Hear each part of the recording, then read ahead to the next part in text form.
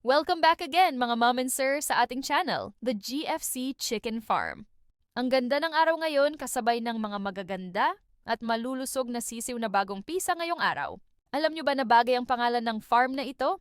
Ang GFC po kasi ay stands for Go First Class, na talaga namang totoong first class o mga certified F1 ang mabibili nyong sisiw dahil ang mga parent stocks namin ay nagmula pa sa dominant CZ company sa bansang Europa. At ito ay pang layer type at meat type na klase ng manok.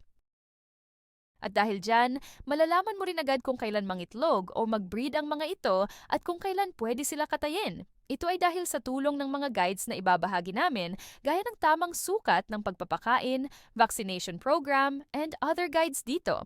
For reservation of D853, RIR, DS109, at D229, please drop us a message on our FB page or account. We deliver.